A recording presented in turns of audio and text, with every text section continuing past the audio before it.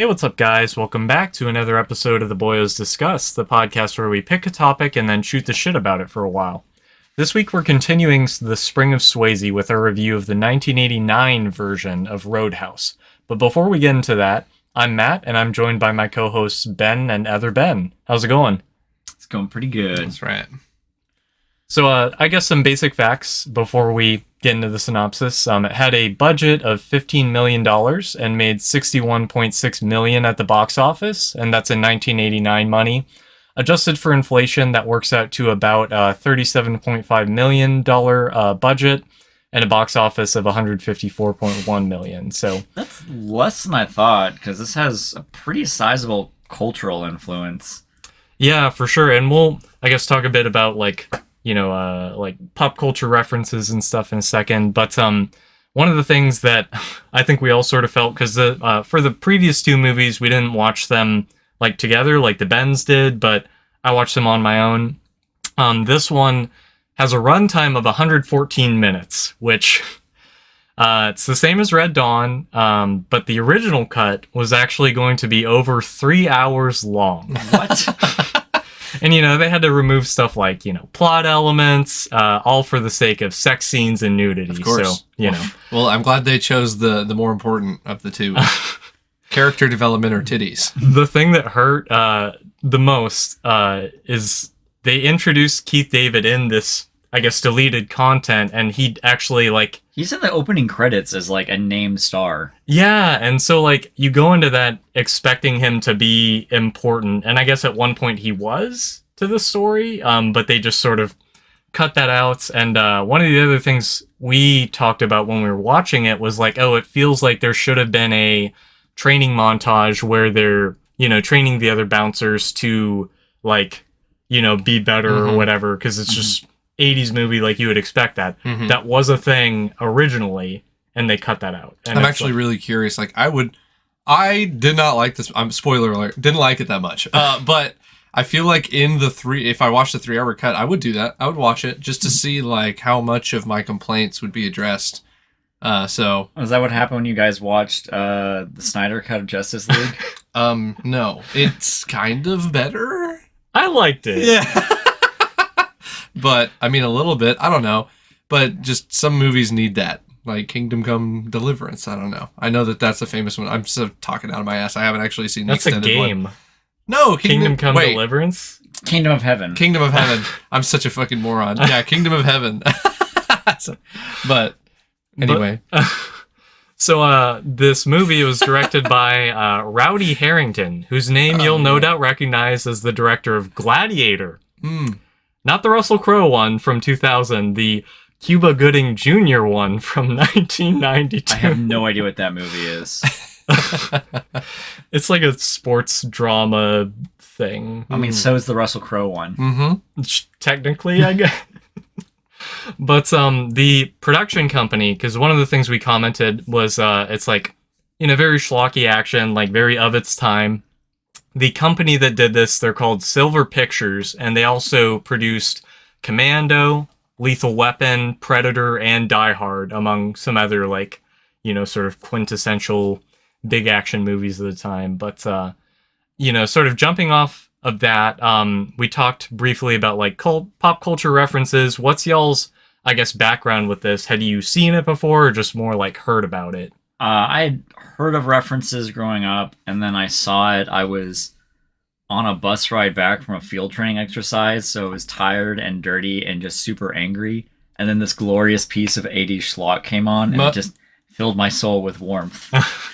I have not heard... If it wasn't for Family Guy, I would never have heard of this movie.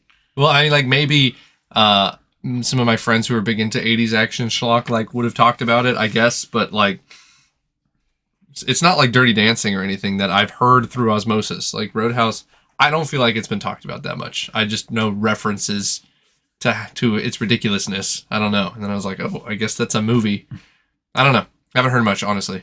Yeah, for me it's the same. It's just Family Guy. That's the big one, but that's really it. I hadn't seen it before this. So with that introduction out of the way, we're going to jump into the synopsis. I'm going to do it this week, so bear with me.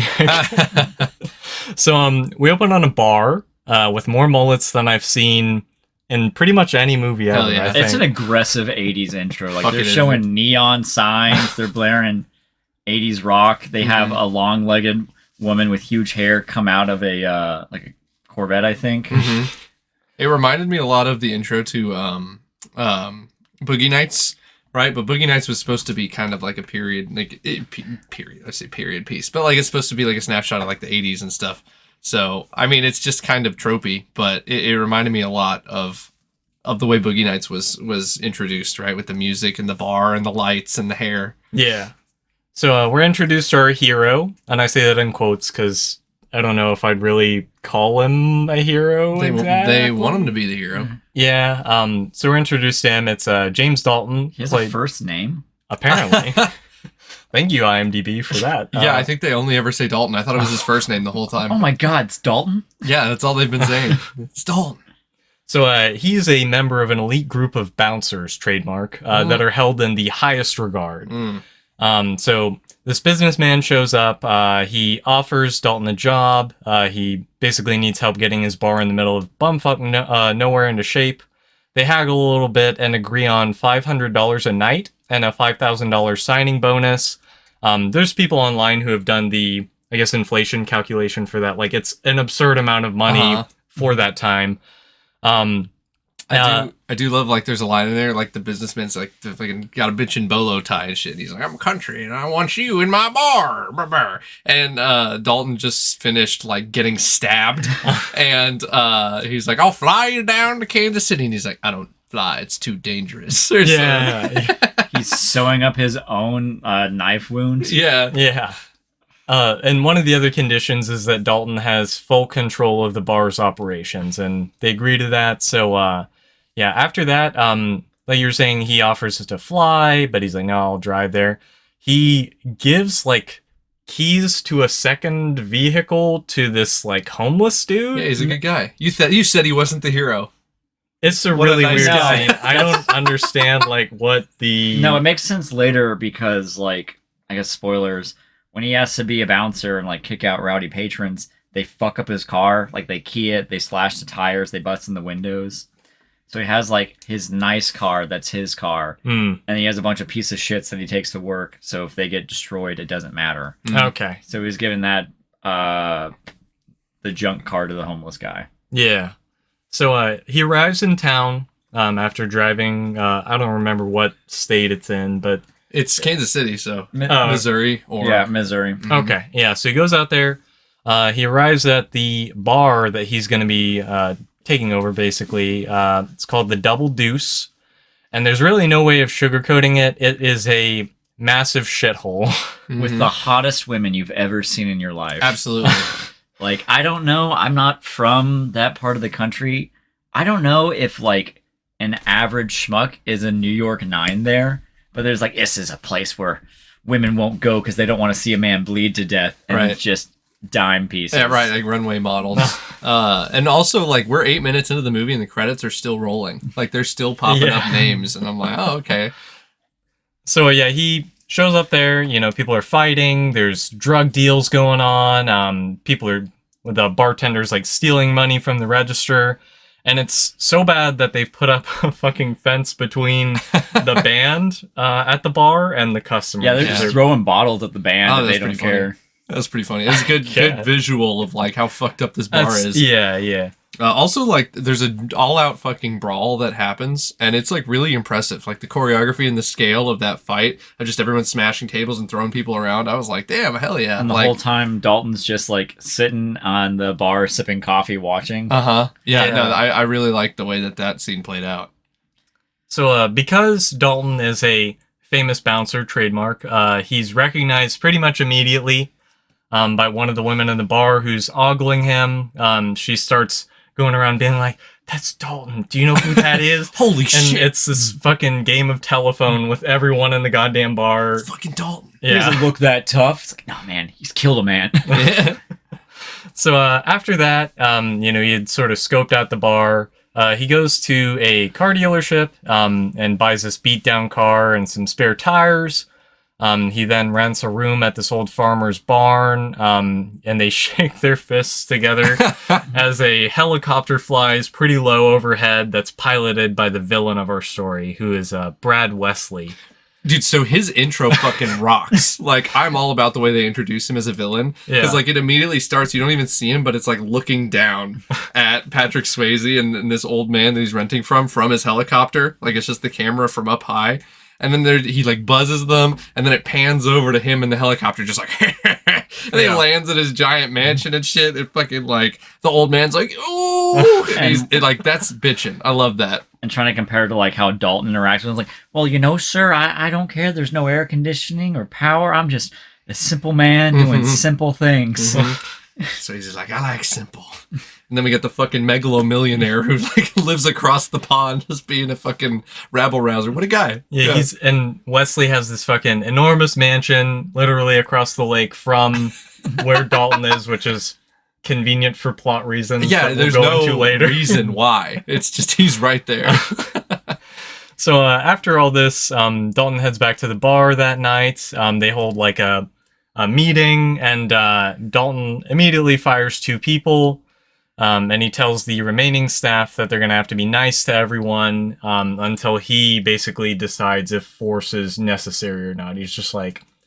I really like that, because he was like, well, what if someone calls me a cocksucker? It's like, then you be nice. Yeah, and he's like, are you? No! Well, okay. Be what, nice. What if someone called my mama a whore? Well, is she? And then, like, yeah, he fired... Because both the people he fired weren't even trying to hide. One guy is literally just, like, grabbing money out of the register. And the other one is, like, a waitress who's selling cocaine just, like, in the middle of the main dining area, pulling a little baggie out of her cleavage. He fires one of them, too, because he gets a little too rough with the clientele, I guess. Yeah. And he's like, dude, like, you're on too short of a fuse, my brother. You're out of here. Yeah, so he... does all that. After the bar opens up, Dalton then catches one of the bouncers having the sex in a storeroom. I think that one was also at least under 21. Because oh no, when they're talking to the bouncer, it was like, "This is a Sears credit card."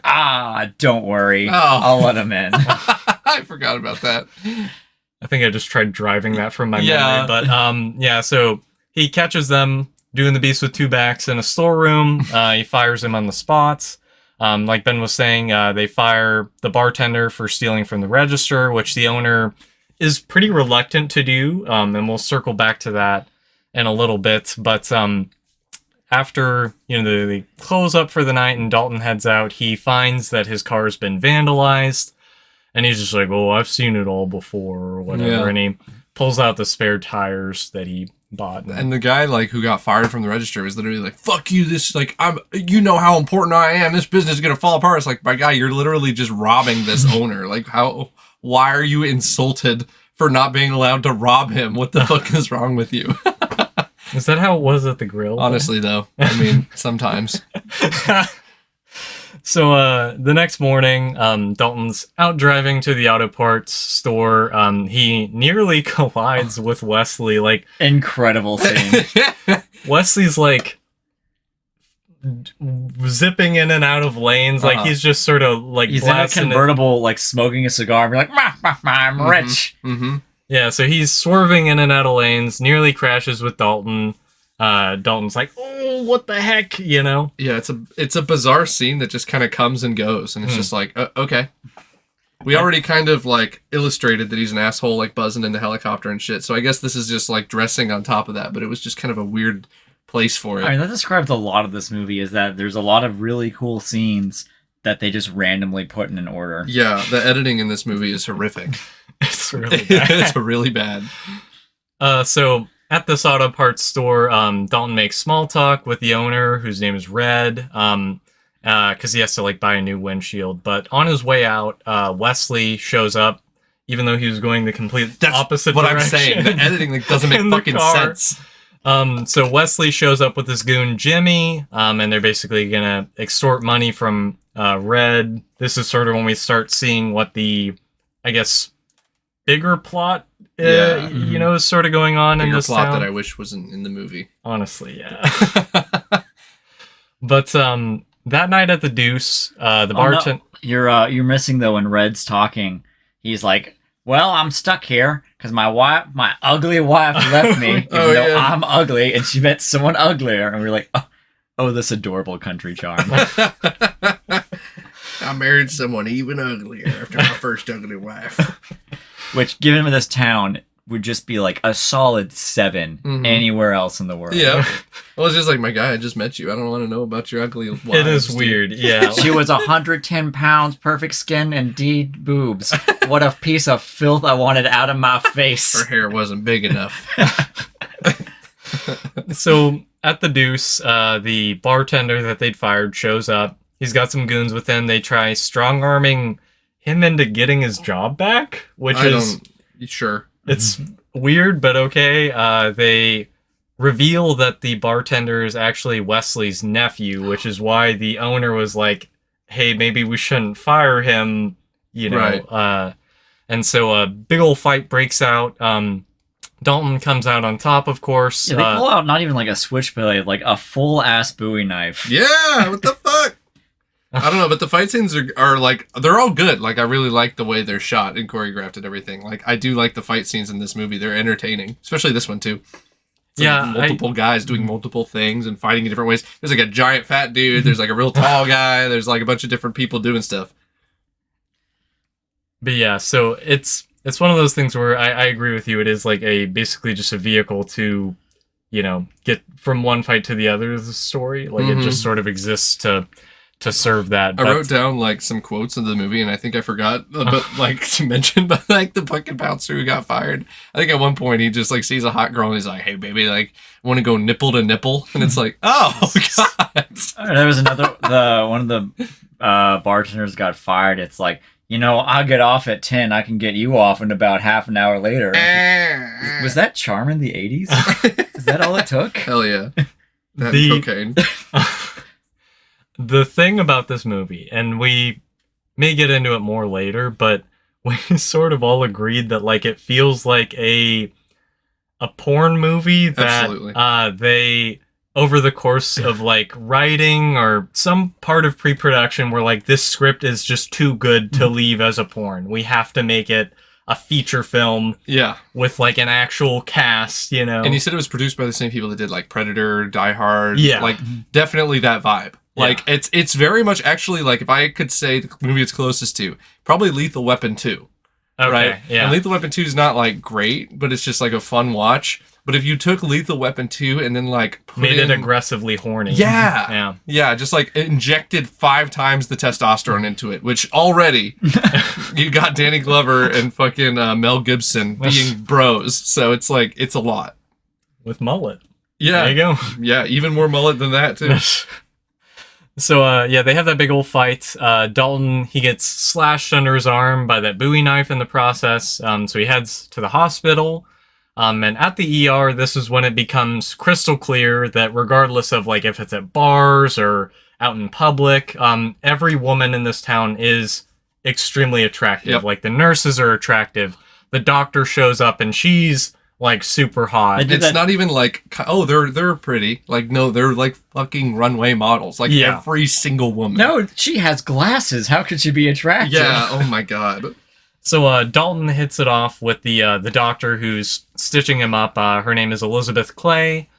She's stapling his wounds while they talk about philosophy. No. He says the classic line, "Pain don't hurt." And then talks about philosophy. Look, there's a lot of great one-liners in this movie. Dalton has exactly 0 of them. Right. No, Dalton is the least charismatic person in this entire movie. Swayze's fine, but like the lines they gave Dalton, oh my god. Yeah. Like something like, more pain you feel, the less it hurts, or something. I'd be like, ooh, that's cool. Pain don't hurt. One, like, throughout the movie, people will be like, oh, you shouldn't do this. Like, it's gonna fuck you up long term. And he's like, so I've been told. He says that like 5 times in the movie. I'm like, can he have a better catchphrase? Yeah. Like, that sucks. When he's hitting off with the nurse, but also I did notice so they can sew him up, his arms behind the back of his head, so his obliques and his lats and his triceps are just bulging. Clever girl. Hell yeah. But it's like, you have a degree for philosophy from New York University. Why? It's like, I was trying to find a man's search for faith and meaning. What did you find out? Yep. Yep. Let's never address this ever I again. know, right? What the fuck? Like, why include it? Because he's smart. It's probably cut out like Oh probably my 2 hours of fucking God. content where he hosts He gives a a debate. fucking yeah. So yeah, they ogle each other. Then he leaves after he's stapled up. Wesley's goons, they show up at the farm, and they take Dalton over to the mansion, and they show that Wesley has like beaten his girlfriend. Yeah. Like she's doing. Oh, Like, she didn't. Okay, so you say in the script ogling Dalton. No. He is like at the bar watching his boys, bounce, and like he's drinking coffee, and she walks up in a low-cut dress, low-cut top with great 80s hair. Mm-hmm. And it's just like, how would you feel if I asked you to come home and fuck me right now? He's like 2 steps back about him. Like, she does that and we were joking that we got a friend who's like he's real pretty, good looking, good hair, he's tall and well built. And whenever he tries to give relationship advice, and then basically women go up and do that. Yeah. What, you've never had a girl like talk to you at a grocery store and then you go home with her? No, Harlan. That doesn't happen I'm a in real 5'8" life. Jewish man. Yeah. No, that was uncomfortable in the house. no, it was like, extremely uncomfortable. she's doing like, Pilates or something. I don't know what. But Yeah. yeah, she's got like beat to fuck, like her face is all bruised and shit, and she like looks away from Dalton when he comes in, like she's all embarrassed. It's just like, oh my God, and Yeah, and it's moving like, on, I guess. I mean, by this point, it's pretty established that Wesley's a bad dude, but like this just like cranks it to a weird level that never really, like, he does bad things, but they are like comic book bad, you Right, know, yeah. like for the rest of the movie. Like this is the one thing where I'm like, okay, this is like pretty fucked up for this type of movie. Well, and it's just like he's the worst kind of villain, where it's literally there's not a single redeemable thing about him. And Yeah. it took me like it gets further into the movie where I was just like, oh, this is just garbage written by a 10-year-old. But like, yeah, every single thing he does is just like petty and evil, and it's like, why? What's the benefit? He's like, I'm going to destroy businesses in this town.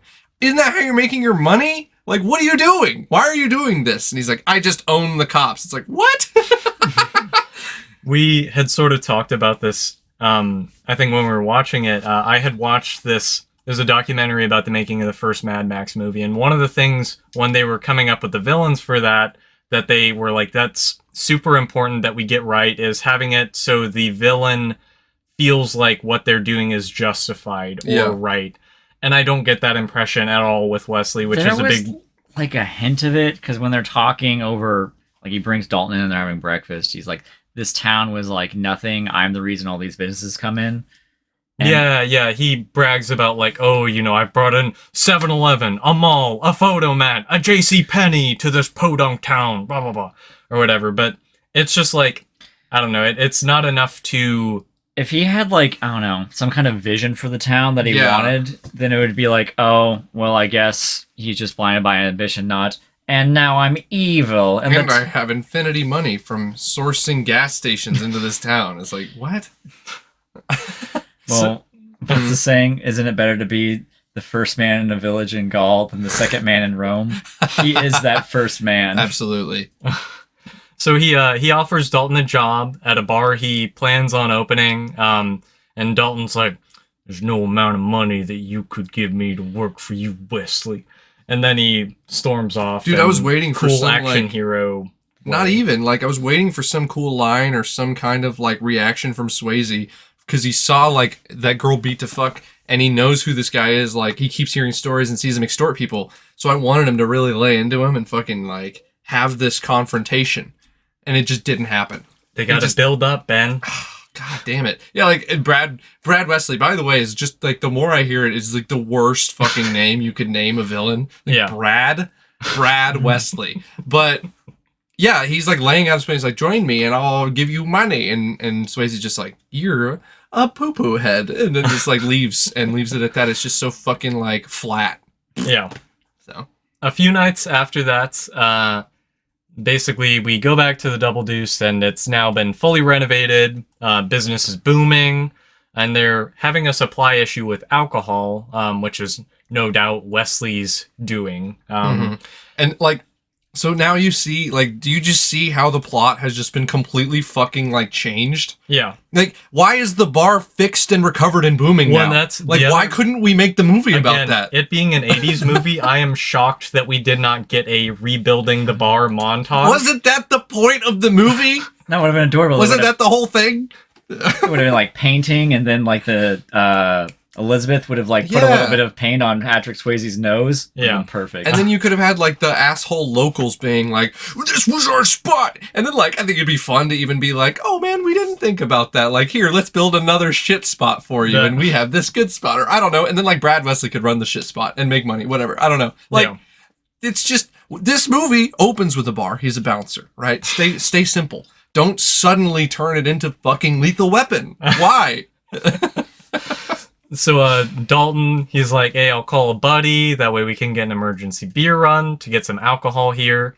Some of Wesley's goons show up, one of which has a blade on his foot, which Dalton like scouts out and he like nudges one of the other bouncers, just like, watch out for that or whatever, you know? And so they duke it out. He breaks that guy's ankle immediately. Fuck yeah. And Dalton and his bouncers are able to fight them off. After that, Doc Clay shows up, and she basically invites him out to dinner, you know, for this date. She now has her glasses off, and it's like, oh my god, she's actually hot. Wow. She does have a sick Jeep, though. It's the porn logic. So they go out to this diner, and, you know, this is one of the times when she's like, hey, you gotta slow down if you want to live longer. And he says, so I've been told. Classic line. The classic line. Yeah, who could forget it before? So I've been told. Next day at the Deuce, the guitar player who is blind. I'm not really sure why. It just is a thing that exists within. So, like, that's a real band. Oh, is it really? Yeah. So it's the dude actually. I am assuming. Okay. But I don't know. It's weird. Like it's a detail that they act like they know each other and they're friends. Yeah. But it's never established that they met each other before. Yeah, but it's fucking Dalton, man. It is Dalton who could, Everyone even the knows blind him. are like, holy shit. Did I smell Dalton? So, this guitar player, he tells Dalton that Doc Clay is Red's daughter, Red being the auto shop owner, the parts owner, I guess. And he tells him that Wesley used to date Doc Clay, and he, I guess, got super jealous when they broke up. No, okay, sorry. I mean, I hope not. Well, you introduced it into the story, fucking screenwriters, but let's not do anything with it. After that, the beer run arrives. Wesley's goons show up and they try and stop it. They're, you know, throwing all the cases of alcohol down and breaking them. So a fight breaks out.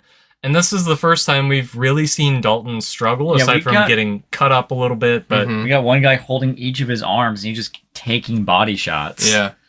And then at the last second, when you think all is lost, that's when Wade Garrett, the true #1 bouncer trademark, shows up to save the day. Fuck yeah. And if you thought that Patrick Swayze's mullet was impressive, oh my god. You ain't seen nothing. Fucking Elliott. Oh, you missed it when like he's getting called up that like Patrick Swayze calls over the phone and Sam Elliott is at like a military base bar where they're doing...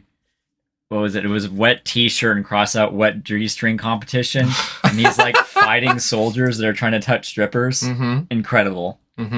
Peak cinema. I did love his introduction. Oh, it was really good. Yeah.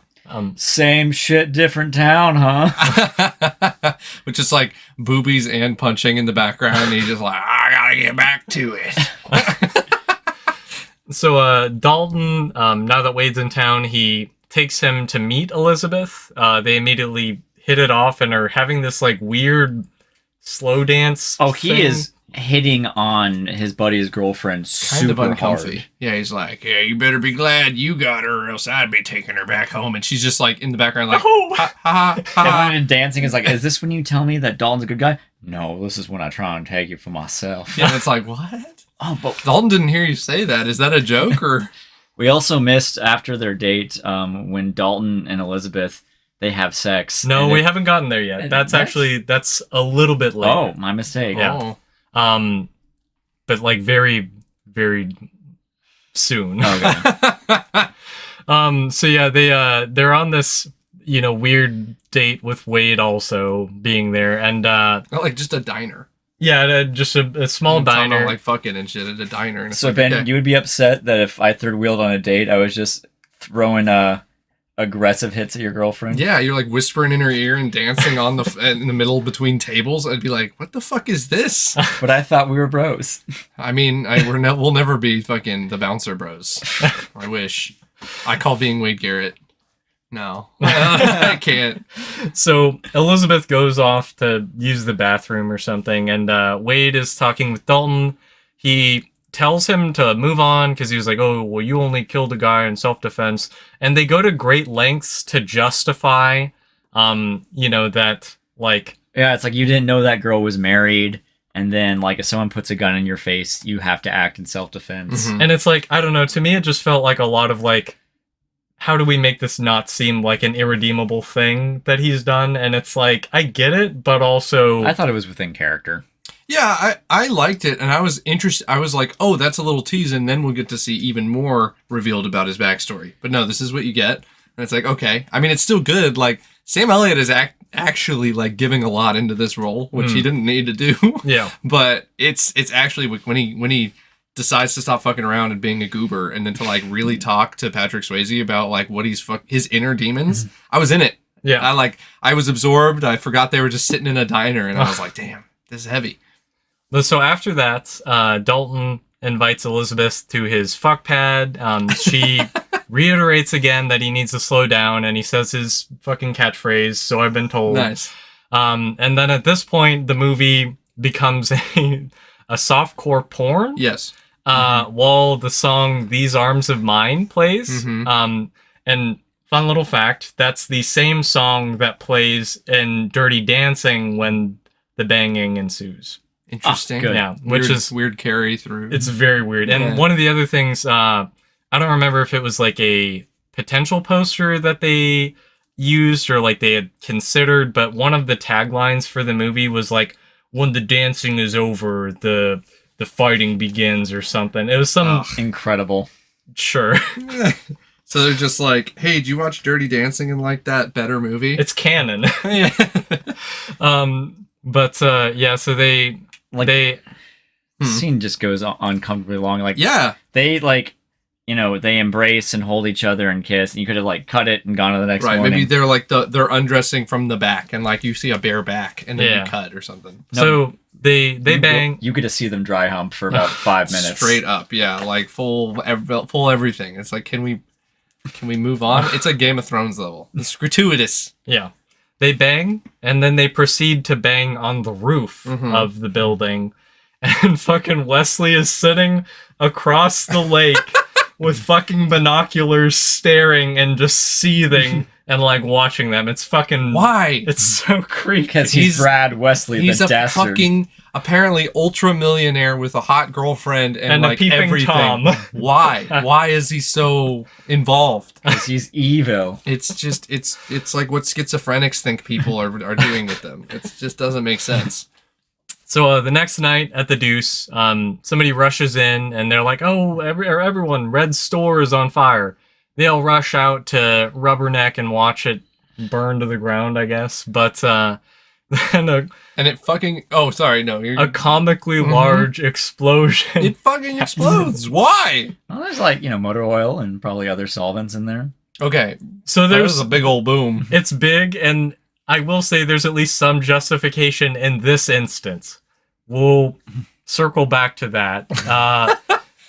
So yeah, the big explosion happens, and while they're checking it out, Wesley and his goons snuck into the Deuce, and he orders his girlfriend to strip for reasons. It's like a 4-minute scene. Yeah, he's like, "Band, play something," and then she just like starts fucking getting naked. Yeah, and so like as I was writing the synopsis, I looked at a few that were written online, and one of the person what one of the people online thought that scene was trying to convey was like, oh, he's like trying to piss off the bartender or like, you know, overstay his welcome, but it's like, it's just really weird, and it didn't, like, there's other ways you could have done that I think would have been more compelling, than just be But like, we got to yeah, see boobs this way. sure. Is this the blink and you miss it Keith David scene? Yeah, where he has one line in the entire fucking movie. Yeah, he's like and the it's- new bartender that they hired, and he's Yeah. like, get a phone, Keith, and he's like, brr, Yeah. or something. God. So, yeah, that happens, and let's see. Yeah, the bouncers, they try stopping her. You know, she just keeps dancing. Eventually, Dalton steps in, and gets her to stop, and he takes her back over to Wesley, and they, you know, that part is done. But, we Necessary for the plot then, entirely. sure, whatever.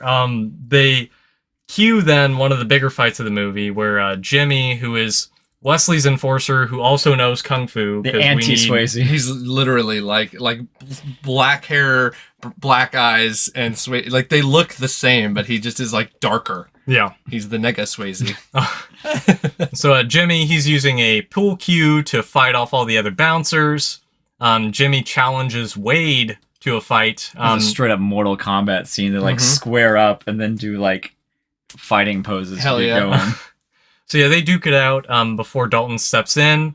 And Wesley, he's sort of able to suss out that things aren't going his way. And so he's like, okay, you know, get out of here. And he's, I guess, the only one with a gun in this entire fucking bar. He fires off a shot and... Well, it's a small town in the South. Who would have a firearm? He just like, they just hand wave everything he does because he owns the cops. But he's like, comes into the bar being like, yeah, I basically blew up that store because he wasn't paying me protection money. Go strip in front of this band. Boom, we're out of Yeah. here. It's like, what the fuck? You're just gonna hand wave all of that.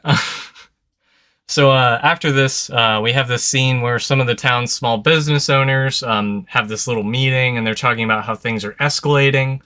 Wesley, I don't know how, but he catches wind that meeting happened. And the thing is, like, none of them were really, like, saying, like, oh, yeah, we should, like, team up and stop this. Like, one of them is like, hey, I can call in a favor with the FBI or whatever, but Red is like, no, don't worry about it. It's Like, gonna be yeah. in my headcanon that he didn't know about this meeting. He's just so evil. So Wesley caught wind of this, and as punishment, he has his men drive a monster truck through the car dealership of one of those business owners. And Incredible. this scene was done in one take, obviously, and it costs $500,000 to shoot. It was ridiculous, but impressive. Yeah, so I want to know why they all got crumpled. Because they were Fords. If those were strong GM vehicles, the monster truck would have just bounced off. That's right. That money came directly out of Keith David's pay. yeah. They couldn't keep him in the movie. So, yeah, everyone's there watching all this go down, and Wesley tells everyone, he's like, this is my town, and if you don't leave Dalton, I'll kill you, blah, blah, blah. And then It's like, dang, what a shame that he owns the police and there's nothing to do about all these laws he's broken. I don't care how corrupt your police force is. They'll at least have to be like, listen, you can't yeah, do that, hey, we gotta dude. take one of your goons yeah. to, like, federal prison. So back at the farm, we see Dalton angstily, like, hitting a punching bag, and Wade shows up, and you know, he's like, get out of here, Wade, like, you're gonna get in my way, blah, blah, blah. And he's like, don't do this to yourself, Dalton. You can leave. Yeah. You can leave anytime. And he's like, Just became Rocky Balboa. you can leave, Swayze. Oh, well, we missed another thing about Wade hitting on Dalton's girlfriend. They're talking about scars. This was like back at the diner. He goes, unbuttons his pants, takes off his belt, Oh my and God. flashes Full face of pubes, yeah. to show like a knife wound in his hip. Yeah, like just full eyeful of just like matted fur above your crotch. And it's like, oh! To his best friend's girlfriend. Didn't need to see that much of you, Sam. So we'll combine this training scene with one from earlier that we missed, where Dalton is doing shirtless, like, Tai Chi or something. Fuck yeah. The joke He's Dalton. I watched the movie for the plot. After Wade leaves, though, Elizabeth shows up and she tries to get Dalton to leave. He refuses. He's like, I've dealt with men like Wesley before. Have you? Are you gonna elaborate on that, Dalton? You stopped a crime lord? You forget, all bouncers are actually like, super Fucking duper superheroes? Yeah, super chads who everyone knows. But let's see. Yeah, we got that. He's dealt with men like him before. While they're talking, Emmett, who is the farm owner, his house bursts into flames, and then this is the explosion where I'm like, okay, what in the fuck was in his house? That like, why is the explosion that big? Mm-hmm. And they like the shots of these explosions. Like there's the explosion of Red's store. There's the explosion of this guy's house, and then there's like the monster truck, and just like the camera angles, they show like the same thing from 3 different angles, like happening. Like every explosion happens like 3 times because they have to show it from different camera angles. Yeah, it's ridiculous. So that happens, and they see Jimmy riding away into the night on his motorcycle, and Dalton fucking like runs and chases him down and knocks him off the bike. He leaps into Jimmy to knock him off the bike. Hell yeah! So this is when they finally have their big duel, and the fight ends with Dalton. Oh no! Don't forget one of the most iconic lines in the movie where he's like, Jimmy is holding Swayze from behind and says, quote, I used to fuck guys like you in prison. Classic line. And then like Dalton says something like, fuck you. You're right, yeah. Good one. Some horrible shit. Fight ends with Dalton ripping Jimmy's fucking throat out, which I know they established earlier as like, oh, that's how he killed the guy or whatever. But still was like shocking and Jimmy pulls a gun out and then Swayze like kicks his hand so the gun is no longer a threat, and then he kills him. His girlfriend's like, yeah, she shows up and she's reasonably upset and leaves. I had to talk about like I wasn't paying as much attention to it before this scene, but the score is horrendous. Like the music that's playing during this fight, and we talked about this during the movie too. The guy who wrote the fucking music for this wrote the music to License to Kill also, which is like, dude, like what the fuck? It was what so happened? Like wrong. Like this is the most intense. Like people are fighting to the death, and the music was like, da da da da da da da da, and it's just like this needs to be more exciting. Like it felt like the like in a 80s horror movie, like when the killer's like skulking around, sort of thing. Like it tonally didn't match what was going on. Not at all. If I can like, if it's easy for me to separate your music in the scene and be like, wait a minute, this isn't right. That's really bad. So back at the Deuce, Dalton gets a call from Wesley, who is like, I'm gonna flip a coin to see if I kill Wade or Elizabeth. Just normal dastardly villain type stuff. Wade shows up. He's been badly beaten. Yeah, it's not even about like Wesley's thing was like money, right? And he's like, oh, I want to hire Swayze because I want to, get rid of the Double Deuce because I want to open a bar or something. Yeah, I guess. And now it's like jealousy. I don't even know what the fuck. He's just full on villain. Like he's just the evil son of a bitch. Yeah, and it's like what? That's not what. Like this movie had gone so off the rails of just like who are these characters anymore? And like this scene particularly fucking bugged me because like.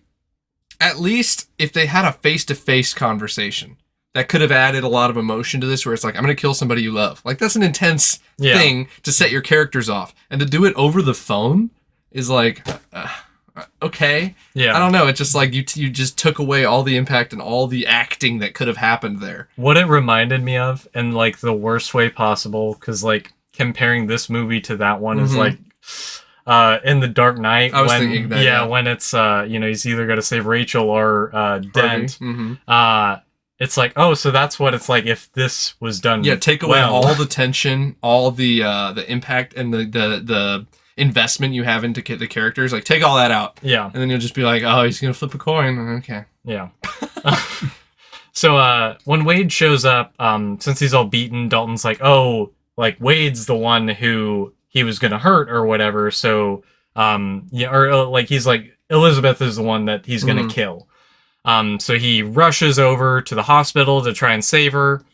He gets there and she's perfectly fine. She's like, what the fuck are you doing, dude? Because, I mean, Wesley wouldn't have killed her. Like, that's the whole thing is, like, he's a fucking jealous dude. Like, I don't think there was an actual coin flip sort of thing. But, yeah, she's like, what are you doing here, dude? So then he goes back to the bar, and that's when he sees Wade sprawled out on the bar, and he's like, oh, Wade, you're drunk at this time? How wacky. And he rolls him over, and we see the fucking Bowie knife in him with a note on it that says it was Tails. And Dalton takes the knife and heads out to the mansion. And one thing, like, on the topic of License to Kill that this reminded me of, but it was like, man, it was so much better. He disagreed in License to with Kill. Something that ate him. Yeah, like, oh my god, like, should just watch that movie instead. I'm fucking down. So yeah, he takes the Bowie knife, heads to Wesley's mansion, and this is when we cue the big finale action sequence where he storms the mansion. Dalton crashes his car into some goons. He took the knife and like stabbed down the gas pedal, which doesn't account for the fact that the wheel would flail around. Right. They just like shoot up the car and it explodes. Like, but Dalton's not here. Oh. And then he just sneaks in the compound, and I don't know if he's killing these guys. I think so. This felt like Commando, speaking of 80s movies, right? Just storming the compound and just like it wasn't like, fucking Swayze wasn't one-handing an M60, but it still had that feeling. Well, I know, that honestly. Been cooler, like well, that's Commando. So he fights off all these goons. He doesn't kill Tinker though, who is the fat goon. Oh, excellent. Instead, that's because if he stabbed him, it wouldn't hit any organs. He drops a comically large taxidermied polar bear onto him. Yes, Brad Wesley is a very seasoned hunter, so he's like his house is just all like mounts. Yeah, of, like, heads and stuff. And I did think it was funny, like as they're looking for Dalton, all the goons, and Tinker goes into that taxidermy room, and he's like, I always hate this room because it's fucking creepy. It reminds me of like the Mr. Burns episode in The Simpsons when he's got the gorilla vest. Here's my vest. Yeah, here's my vest. That's just what it reminded me of. That's Brad Wesley. And Dalton has another terrible one-liner. He like sneaks up and stabs a guy, and it says "Tails again." But he gets to Wesley, and they start fighting. Wesley's using like spears or something. I don't know. Is there a term where like the final climactic battle is super like one-sided? Yeah. Yeah, like Swayze should be.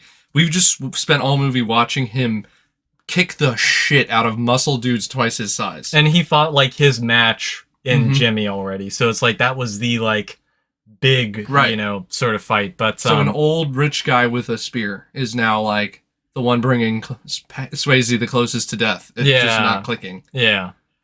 So they duke it out. But before Dalton's able to tear out Wesley's throat, Elizabeth shows up and is like, no, don't. But he killed all those other people. And he has an Ezio Auditore da Firenze moment where he goes like, wait, is this one individual responsible for all the death that led me here and my hand in killing 500 million other people?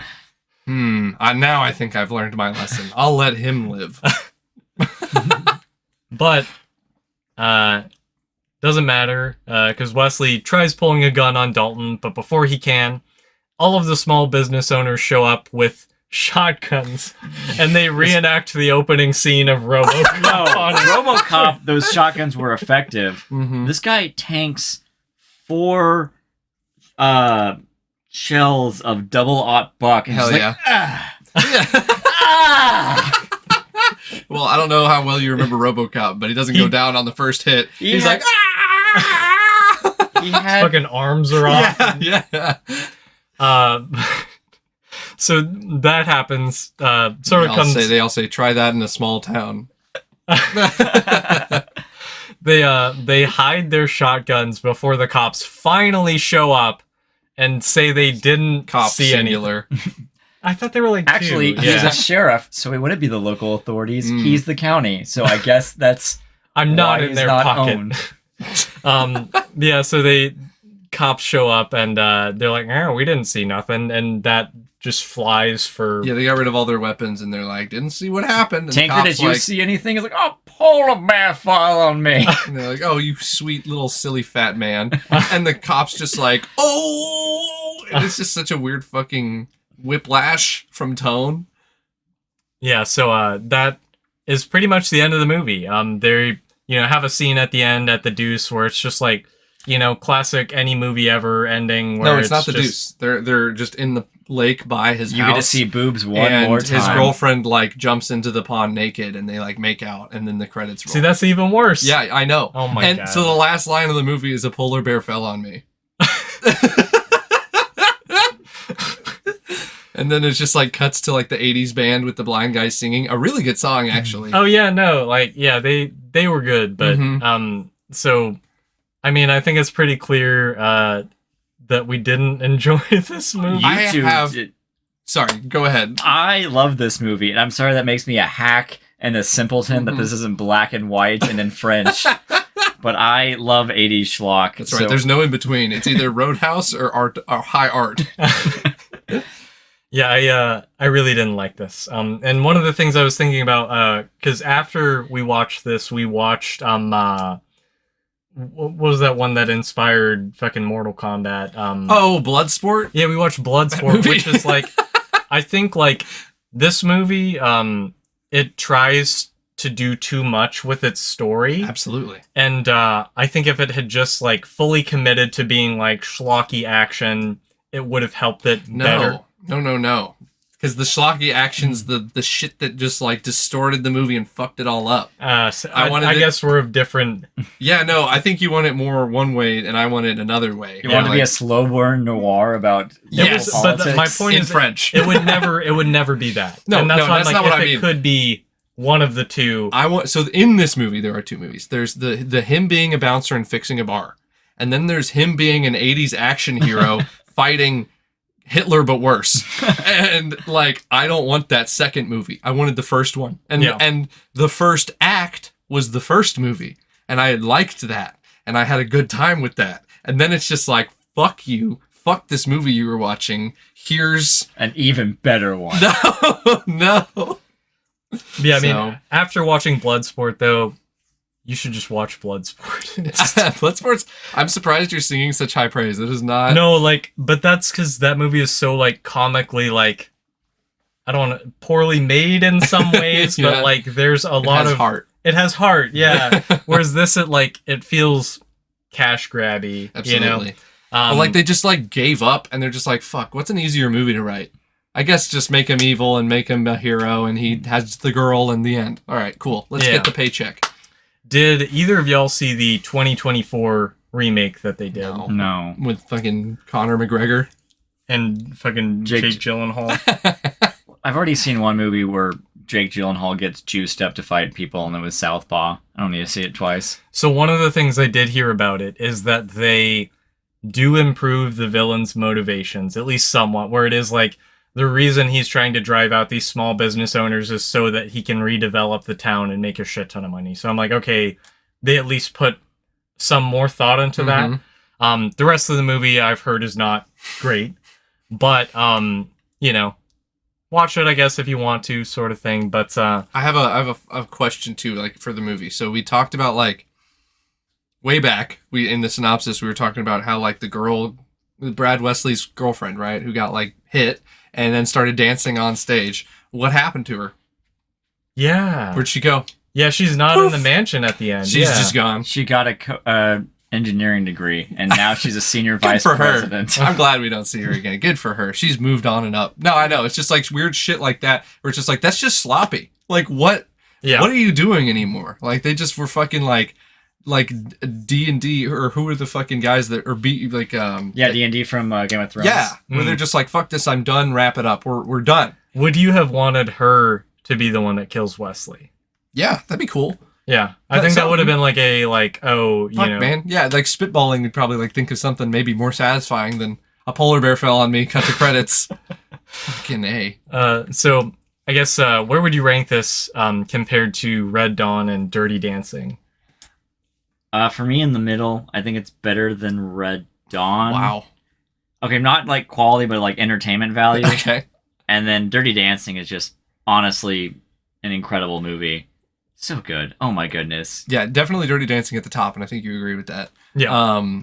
So between Red Dawn and Roadhouse, I guess I'm kind of with Ben. Like, and I compare movies based on like quality mainly, so I will stand by that. I think Red Dawn is a better movie, but shit, I think I was more entertained because like even with how bad it was fun to watch how bad it was. Yeah. Like it was just like this movie sucks, and you could just laugh at it. So yeah, it wasn't boring for me. I'm switching it, so it's Dirty Dancing top for me, then Red Dawn, just because I think the character development we do get for the villains, at least for one of them anyways, I think is enough to sort of like elevate it in there's comparison. no shirtless Swayze in it. Yeah, Oh, I mean, shit. that docks some points, but I think everything else is like... Does Roadhouse have more shirtless Swayze than No, Dirty Dancing? I don't think so. Actually... Ooh, it's a toss-up. On the shirtless score, we might have to tie the Dirty shirtless score. But do y'all have any sort of, I guess, final thoughts before we wrap things up? Or I don't know if I want it or not, but Swayze wears this like gi shirt. yeah, no, I noticed the that whole too. movie. Yeah, It yeah. looks like a kimono. Yeah. It's like it's a very very deep V, but it also like kimono style, and it's just fucking weird and jarring. But I don't know if I want it or not. But it's definitely a fashion symbol. I don't know. Was that like a thing in the 80s? I don't think so. I haven't seen that anywhere else. It's a thing for him. So with that, that is going to do it for today's episode of the Boyos Discuss. If you enjoyed the podcast and you're listening on YouTube, we'd really appreciate it if you'd like the video and subscribe to the channel. We'll be back next week to talk about Ghost, I believe. I think that's the next one chronologically if we're going by year. Yes. Ghost came out in 90, I think. I thought it was later than that. I don't know. We'll see. Yeah. Well, I definitely do want to do Ghost, though. Yeah, for sure. Anyways, guys, until next time. Wait, why are you taking the back way home? There are so many turns. Roadhouse. Roadhouse. Roadhouse. Roadhouse. Roadhouse. Roadhouse. Roadhouse. Roadhouse. Roadhouse.